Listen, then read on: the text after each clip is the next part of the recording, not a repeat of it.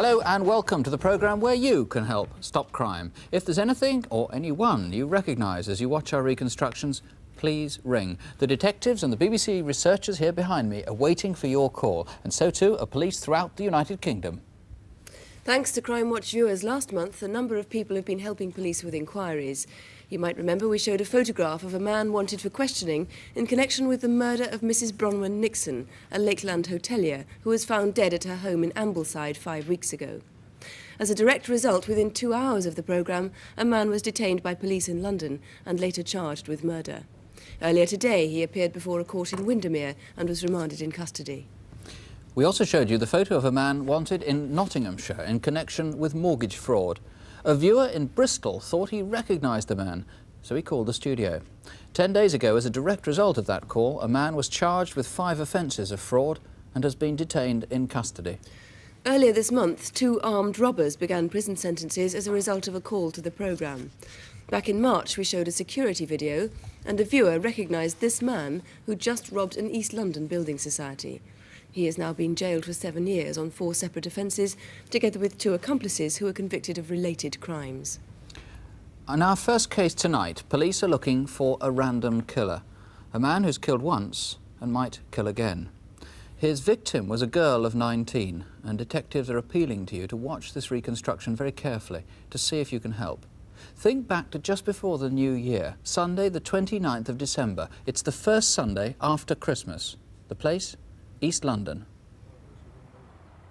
Beside the canal at Hackney is an area of workshops and printworks, largely silent for the Christmas holiday. That Sunday, December the 29th, the roads here were deserted.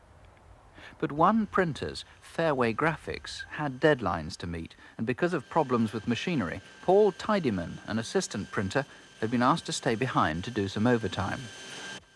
Oh, Alison. Yeah, look, it's me. Look, I'm going to have to work late tonight. Is that all right? Yeah? Do you want to come over here?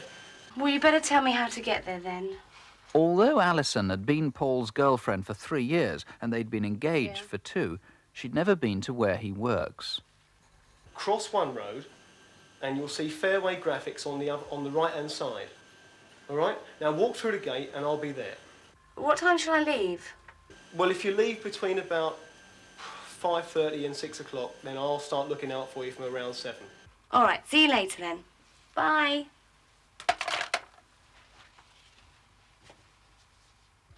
Thanks, Mum. I better go now, because I don't want to keep Paul waiting. But you haven't had your sweet yet. Oh, I won't have time for sweet. Anyway, I don't want to get fat like you, do I, Dad? I do not. Mum, could I borrow a couple of quid for my fare, please? Yes, of course you can. That should be it. Fine, thanks a lot.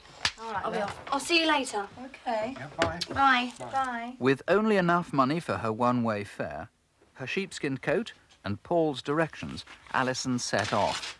It was a bitterly cold evening.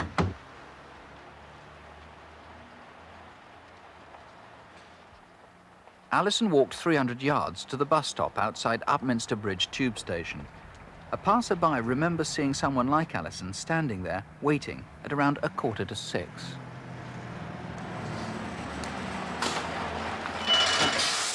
The bus she took would have been a single-decker 244 or 248 to Romford Station. The journey would have taken about 10 minutes. From Romford, she took a 20-minute train journey to here, Stratford in East London. It was at Stratford Station that detectives had the last clear report of Alison being seen alive by the ticket collector, Rose Lee. Excuse me, I think I've got myself lost. I've just come from Romford and I want it to Hackney Wick. Well, why you've got to go straight back down to the bottom, into your left, over the bridge number 1. Number 1. It's been freezing, isn't it? Yeah, it's really cold. Thanks. Bye. Alison may have waited 15 minutes on platform 1 for the train to Hackney Wick.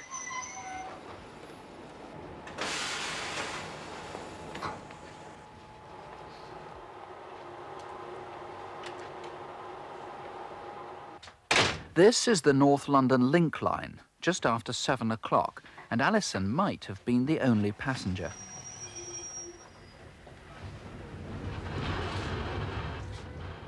The journey lasted just 2 minutes, Hackney Wick is the first stop.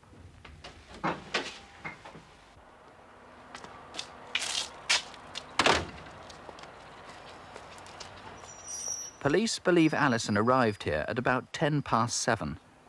Though she may not have realised it, she was now just 5 minutes' walk away from Paul in Fairway Graphics. But she never got there.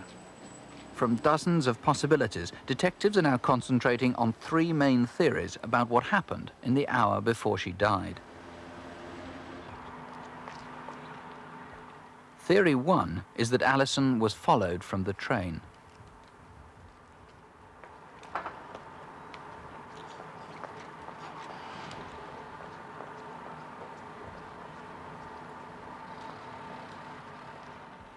Alison may have been lost, or she may have realised she was being followed. A minicab company remembers receiving a call from a young woman at 7:13. Hello, I'd like a cab, please. I'm at Hackney Wick Station, and I want to go to Hackney. A delay? How long of a delay? Either her time ran out, or she couldn't wait. The line went dead. The cab telephonist remembers that the caller sounded distressed.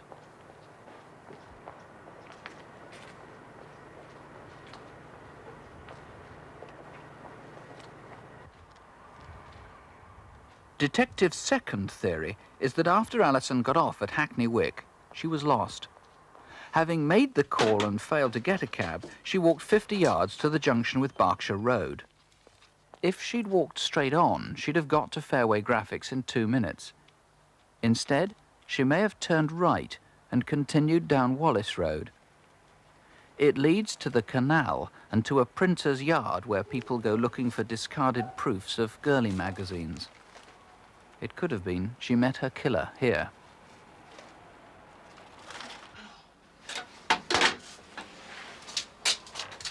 The third theory is that after making the phone call, Alison again walked to the junction with Berkshire Road, but this time she walked the right way, straight down the road towards Fairway Graphics.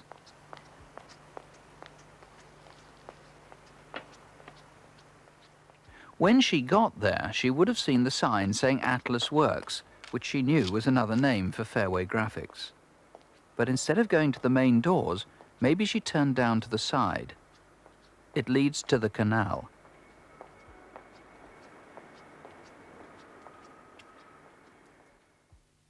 Alison Day's body was found 300 yards away from Atlas Works in Hackney Canal. She'd been sexually assaulted and strangled.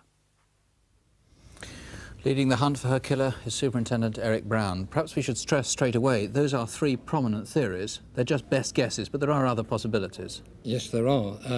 Alison could have been picked up by a car, someone purporting to be a minicab, or she could have used the S2 bus. Now, a lot of it is guesswork because the last definite sighting is Rose Lee, the ticket collector at Stratford. What do you know about the time from about 7 or 7:10, whenever it was, 7:10, 7:20, that she arrived at Hackney Wick? Well, she got off the train at the telephone box. She made that telephone call, and eventually her body was found in the canal at 8:10. How do you know she went into the canal at 8:10? Because her watch stopped at about 8:10, and it's been examined forensically. And we can say that it did stop immediately. It went into the water, and other forensic examinations confirm that. So she got off the train at 7:10 or 7:20 and was in the canal by 8:10? Yes. Now, what might people round there, if there were people round there, other than the killer, have heard or seen? They might have heard Alison scream, or they might have heard a splash as this coat was put into the canal separately from Alison. Or they might have seen someone on the Trowbridge estate, which is the estate close to the scene, carrying a coat like this. And this was put into the canal very close to the Eastway Bridge. Right. And you brought some shoes. These her shoes recovered from the canal? Yes, that's... no, they're not. Her shoes, these are very like her shoes. Her shoes are missing. And we would be very interested to hear from anyone who's seen a pair of shoes like this discarded somewhere. Have other women been attacked in this area? Yes. women have been attacked in this area. We'd be very interested to hear from any women that have been attacked in Hackney Wick or Leighton or Bow, which are very close. Now, the crucial time, presumably, is anybody who has been attacked or anybody who's been frightened by a man in that area, what, around Christmas time this year? This attack, remember, was the last Sunday of the year, Sunday after Christmas. Yes, that's right. That's the crucial time. But we'd also be interested to hear from women who've been attacked in, say, the last 3 or 4 years in that area. Really, as far back as what, 1980, 81, 82? Yes, that's right. OK, well, if they will ring, please do. If you can help, do ring us now. Here's the number, 01811 8055. You can, if you want, ask to speak to a woman police officer. If you prefer, you can ask to speak to a BBC researcher. It is in absolute confidence. Or you can ring the police direct on 01488 5212 and ask for the Alison Day Incident Room. That's 01488 5212. Well, now the Crimewatch photo call. See if you recognise any of the three faces Helen Phelps and David Hatcher will now tell us about. First to Gloucestershire, where police want to interview this man, Vernon Bentley. He worked in Gloucester between June and December 1984, specialising in financial advice for small businesses. More than 12 months ago, he disappeared, and with him, more than £8,000 entrusted to him by clients. We think he may be working as an accountant somewhere in the north of England, where his West Country accent may make him distinctive. If you've seen him, please ring us. And you may remember this photo of Desmond Quigley, wanted by Lancashire police investigating the murder of John Ward, an antiques dealer found dead in Lancaster in December 1984. We first showed it last March, and since then there have been some interesting developments. Inquiries have now established that Desmond Quigley has recently been working on market stalls in the London area, specialising in the sale of military artefacts. He's in his mid-40s and has a strong Glaswegian accent. So if you've seen him, call us. Finally, this picture of Natalie Doughty, who went missing from her home in Warwick over 3 years ago, leaving behind her 11-month-old baby daughter. Natalie was 19 then, slim with brown eyes and brown hair, and she had tattoos on her fingers. She may well have decided to break off all her existing ties, but her family and friends are still anxious for her safety. A call in complete confidence might just reassure them. If you've seen her or any of the other faces on our photo call, please give us a ring. The number, if you do recognise any of those faces, 01811 8055. That's 01811 8055. Well, now we move to Manchester for our next reconstruction. 2 attacks on a security company which delivers the wages for Salford City Council. Detectives believe that it may have been the same gang involved in both attacks. For security reasons, some details of the wage delivery procedures have been changed. Our reconstruction starts just before Christmas with the first attack in Swinton, Manchester. 8 o'clock on the morning of Thursday the 12th of December. This Land Rover was spotted moving through the yard at the back of Grosvenor Road Primary School in Swinton. 3 men had entered the school grounds carrying shotguns. Their target was the Thursday morning payroll. They held staff at gunpoint, but panicked when the security van due to deliver the wages failed to turn up. At 8:15, the men made their escape empty-handed. That blue Land Rover had been stolen the night before in Oldham, 11 miles away.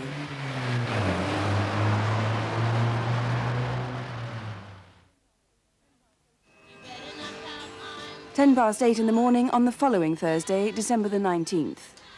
2 miles away in Eccles, it's another wages day, the last before Christmas.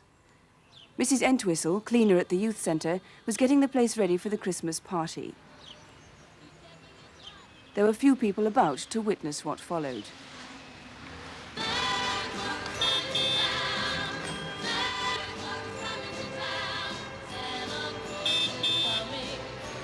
I hope she's in today. She was off last week. I won't be a second.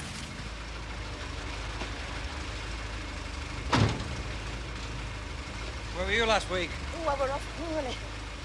I'm sorry to hear that. You better now? I am, thanks, love.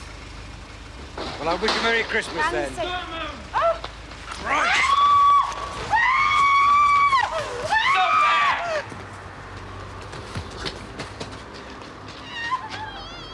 Stop right there!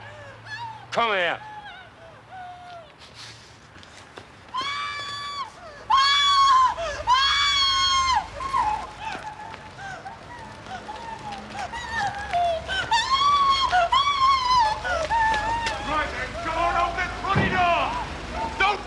just open the bloody door!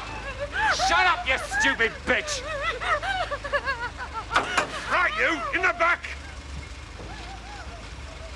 Oh, come on, put her in too! We can't leave her here like that! Right! Come on! Move! Move! Come on! Get in!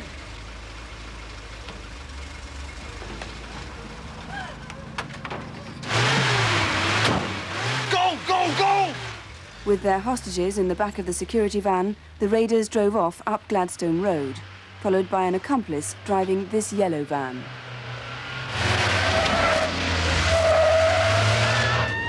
Watch it! If she doesn't stop bloody screaming, shoot her!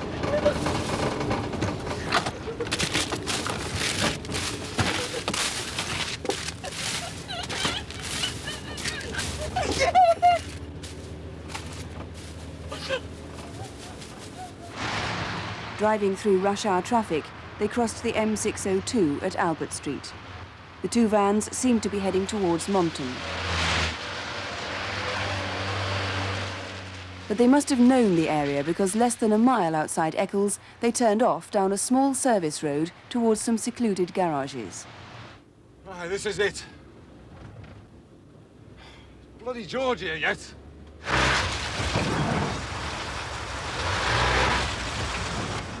You, get on the floor. Get your heads down. Right, don't move.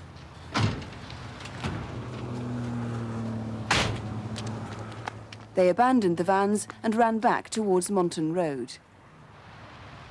They probably cut through this car park behind Annesley Court, a block of flats.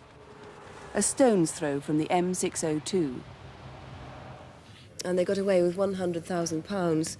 Leading the inquiry is Detective Inspector Arthur Provost. Why do you think it was the same gang involved in both those attacks? Well, I believe that there are certain details which tend to link these two crimes. For example, both crimes were committed early on successive Thursday mornings. In each case, the target was an armoured guard security vehicle, and most significantly, in each case, we have 3 masked robbers, 2 of whom have sawn-off shotguns. Well, let's look at that Manchester connection. In the first attack at that school in Swinton, they used a blue Land Rover which was stolen the night before in Oldham. In the Eccles raid, their yellow Transit was stolen from Kersley in Bolton, Greater Manchester. That was the night before the robbery. And a white Ford Escort was stolen on the morning of the robbery in Eccles, and that was found a few days later dumped in Stretford. And so presumably that white Escort is a pretty significant clue. Yes, indeed. We believe this could have been the getaway vehicle. It's certainly a possibility. Now, that vehicle was abandoned in the Gorse Hill district of Stretford at lunchtime on Christmas Eve. So we'd be very interested in anybody who saw that vehicle between the 19th and the 24th of December. Right, and it's just those dates we're interested in, not in anybody who's seen it since then, of course. No, just those dates. And it's XBF 686J, just to remind you. You've one of the guns that was used on the raid with you now. What's significant about that? That's correct. We recovered this sawn-off shotgun from the rear of the stolen yellow Ford Transit van. And marked on the breech of this particular shotgun are the letters and numbers YA14078. So if anybody can come forward and identify that. Incidentally, it's a very dangerous weapon, I gather, for the person who's using it, because it's so unsafe. It is in very poor condition, but I'd be very interested in anybody who recognises this gun as it is now, or as it was in its original state, with a complete barrel and complete stock. Right. And what descriptions do you have of the men involved? Well, in fact, as regards the Swinton attempted robbery, we have managed to compile a video fit of one of the robbers. And he's 28 to 30 years. He's clean-shaven. As you can see, he's white. And at the time of the attack, he was wearing a dark blue boiler suit and dark blue trainers. And gloves, I believe, as well. That's correct. And somebody referred to George. Yes, I'm undecided as to the significance of this apparent clue. It could be that it's spot on. It could be that in the heat of the moment, one of these robbers has made this mistake and that one of the persons that we're looking for is called George. Alternately, it could be a deliberate ploy by one of the robbers to mislead us. Perhaps somebody saw them escaping. We showed them escaping over that block of flats car park, Annesley Court. Well, indeed, we'd be very interested to hear from anybody who was in the Monton Road, Annesley Court area of Eccles on the morning of the 19th of December, who may have seen these three men running away. Right, and there's a reward, I believe. There is a reward of 10% of the total property recovered. If all the property is recovered, the reward will be in the region of £10,000 for information leading to the arrest and conviction of these offenders. Right, Mr. Roberts, thank you very much. If you have seen anything that you recognise there, please do ring us here in the studio on 01 811 8055 or ring the police direct in Manchester on 061 872 5050. That's 061, the code for Manchester, 872 5050. And now to our incident desk. Crimes from around the country that your call might solve.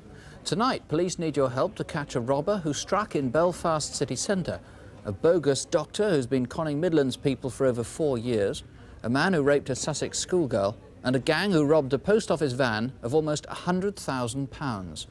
Here are Superintendent David Hatcher and Police Constable Helen Phelps. First, the hunt by police throughout the Midlands for a man who's committed at least 8 indecent assaults by posing as a doctor. He began his career in Coventry in 1981, then turned up in Leicester in 1982 and again in Nuneaton in 1983. Most recently, he's been in Birmingham, in the Sheldon area, where 5 weeks ago he assaulted 2 girls. We've reconstructed the events leading up to this latest incident using a particularly good look-alike. So far, the bogus doctor has talked his way into people's homes, into factories, and in Sheldon, into a hairdressing salon. Can I help you? Good afternoon. Are you the manageress? Yes, I am. Environmental Health and Safety. My name's Alan. How do you do? Now, I have to make an inspection of your premises today. Yeah. Could you show me around, please? Yes, I suppose so. If you'd like to come around this way, I'll show the office first. Thank you.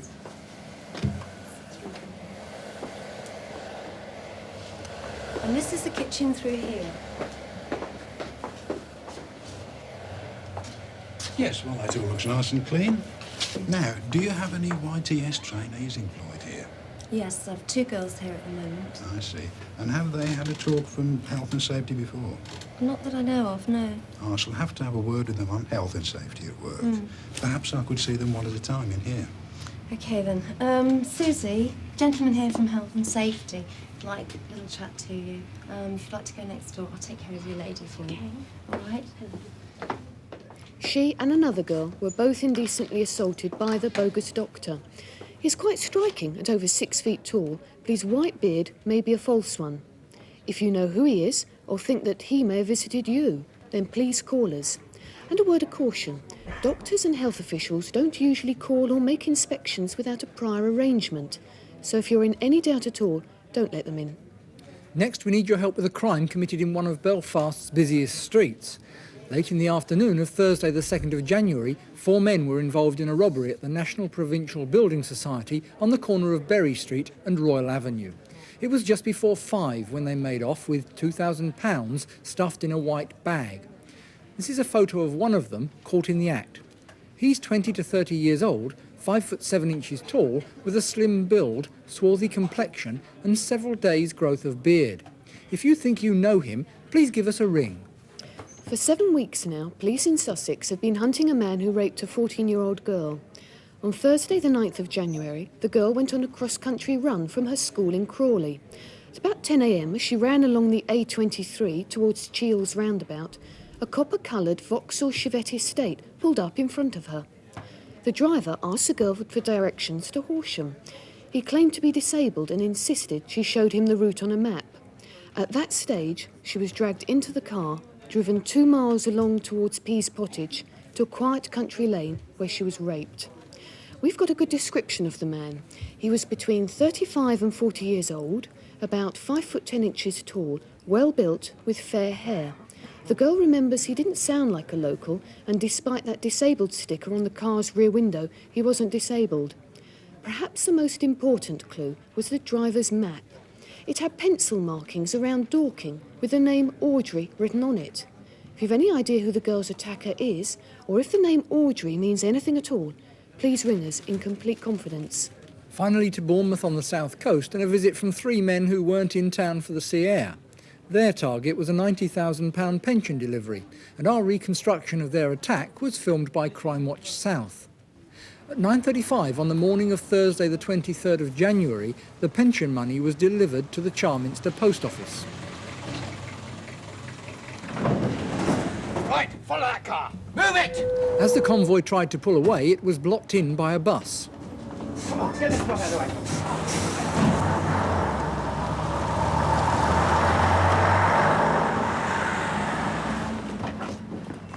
Come on! Just around the corner in Nortoft Road, they switched the money to this stolen brown Sierra.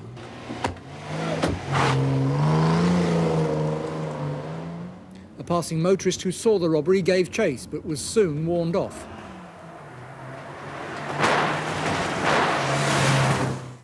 That brown Sierra was found abandoned near the Wessex Way in Bournemouth, and it led to the London area.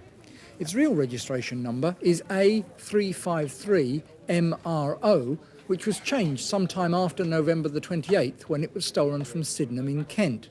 So you might have seen the car with either number. Inside the car was this map. It's of Beckenham, and more specifically the Cooper's Lane area, with the Squire pub marked on it. We need to know if anyone recognises the writing or knows whose map it is. And we've got good descriptions of two of the robbers. The first was in his late 30s, about 5'8" tall, with slim build and an individual taste in hats. His partner is about 40, 5'11", stockily built with dark collar-length hair.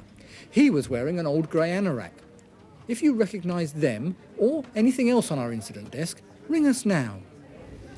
The number to call? 01811 8055. That's 01811 8055. Our last case is the mysterious murder of a Polish doctor. Danuta Kaczmarska had lived in this country for over 20 years and was a successful GP in Birmingham. 4 weeks ago, she was murdered in her own home, and the police now feel that even her closest friends perhaps might not have known everything about the doctor. Our reconstruction starts in Hall Green in Birmingham. It's 9 o'clock at night on January the 22nd. Paul Kernich, a keen amateur photographer, lives just a few houses down the road from Dr. Kaczmarska. When smoke started creeping into his living room, he thought his house was on fire. It wasn't, but his phone call led to an extraordinary police investigation. Fire brigade, please. Dr. Danuta Kaczmarska owned 2 surgeries in Birmingham, dividing her time between them. Some patients had trouble pronouncing her name, so she settled for Dr. K. Morning, Irene. Morning, Dr. All right? Yes, thanks. You? Her personal life is something of a mystery. Police do know she contacted at least one man through his advertisement in a Lonely Hearts column. They met at the Robin Hood pub near her home.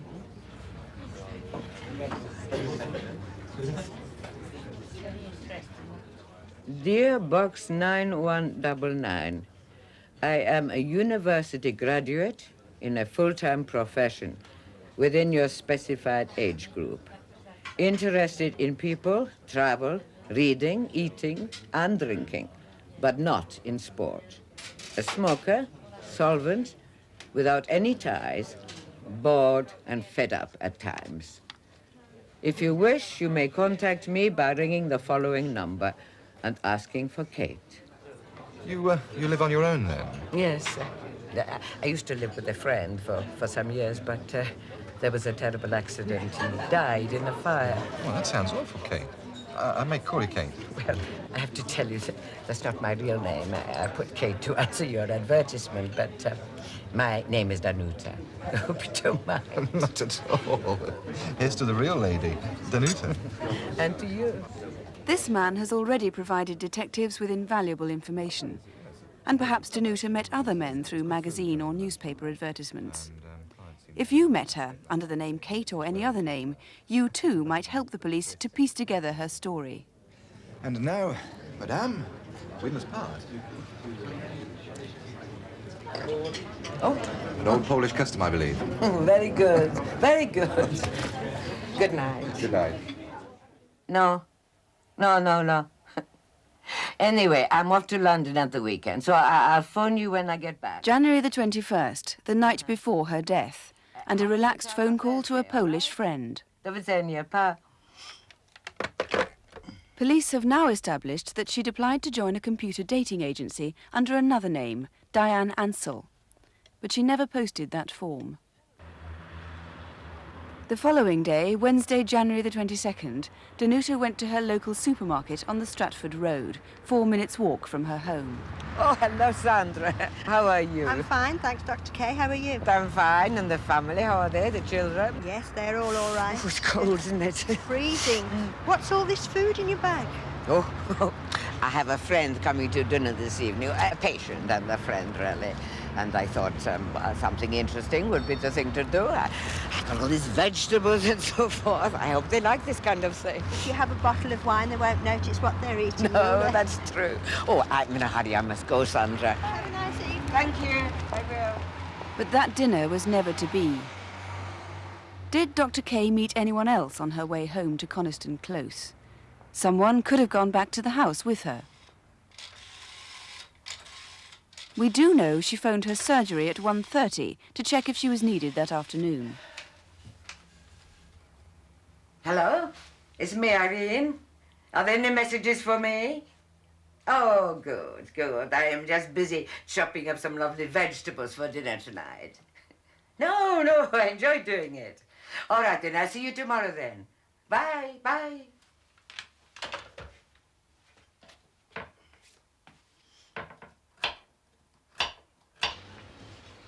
At 3 o'clock, she was back at that same supermarket buying a bottle of red wine.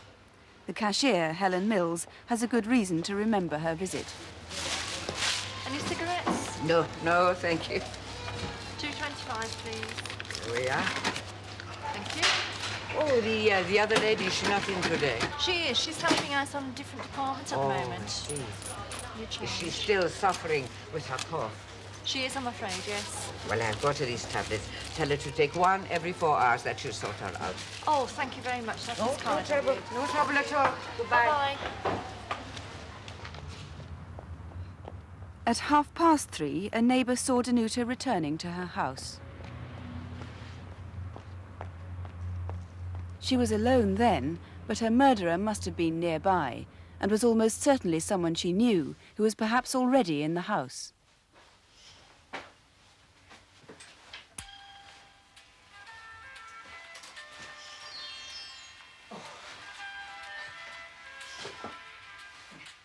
Possibly the last thing she did was to share a bottle of champagne with her killer. Here we are. Dr. Kay was dead within half an hour. She was killed in her kitchen and her body set on fire.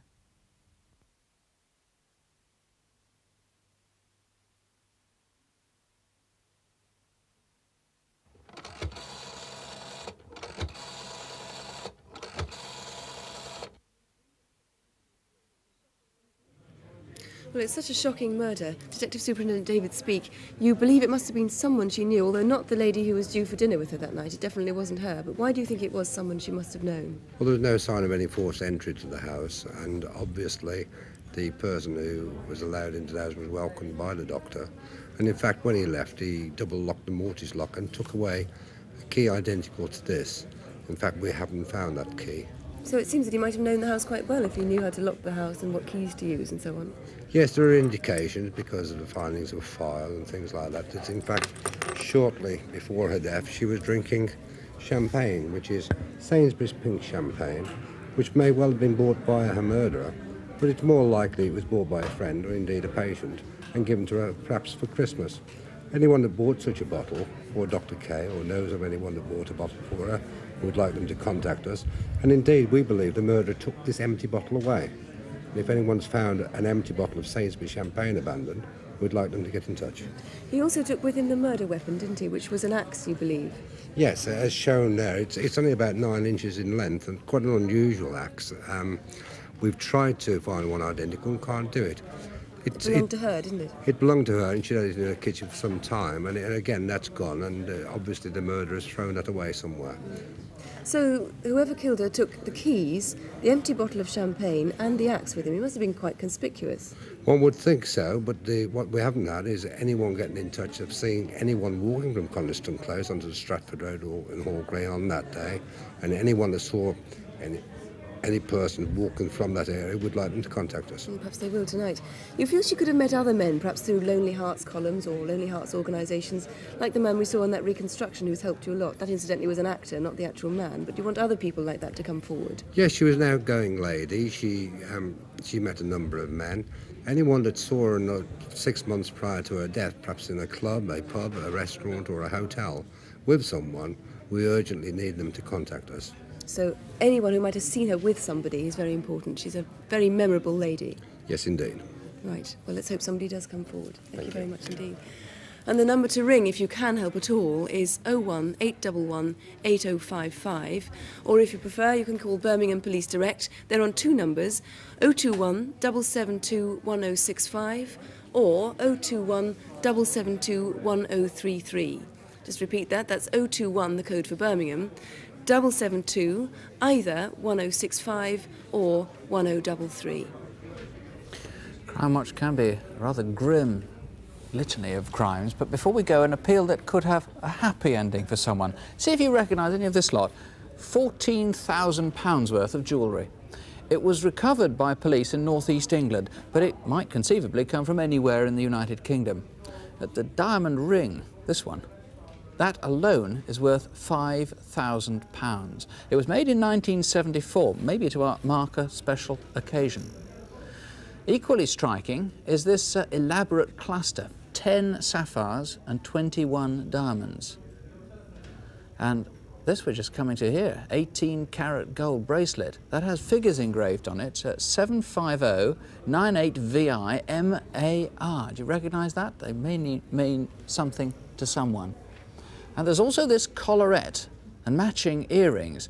Now, we know that's made in London. It's valued at nearly £1,000. Is it yours, or do you know whose it is? But the most distinctive item, and somebody somewhere must surely recognise that, it's not a piece of jewellery at all. It's this leather-bound autograph book, and it contains sketches that date right back to the 1920s. I've marked some because it's terribly distinctive, and if you've seen this once, you'll certainly recognise it.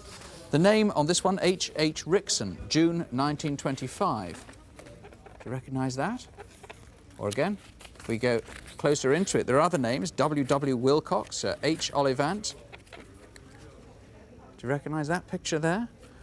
And there are many others. This is perhaps the most distinctive. J. Dutton is the signature on the bottom, January the 28th, 1922. Beautiful, beautiful pictures all the way through it. There is another one. Someone must recognise it. The number to call if you do, 01811 8055. 01811 8055. Our lines are open until midnight. We'll be waiting for your call. And all the other numbers are on CFAX, that's on page 186, and so is the address. Crimewatch UK, BBC TV Centre, London W12 8QT. Next month's programme is, as usual, on the last Thursday of the month. That's Thursday, the 27th of March. But we'll be back to tell you what's happened tonight in an hour and a half from now. That's Crimewatch UK Update at 11:40. Do remember, the biggest penalty we pay for crime is fear. Please don't let them frighten you, and please don't let us frighten you. We've shown you more crimes tonight than you're likely to encounter in several lifetimes. So don't have nightmares. Do please sleep well. Good night. Good night.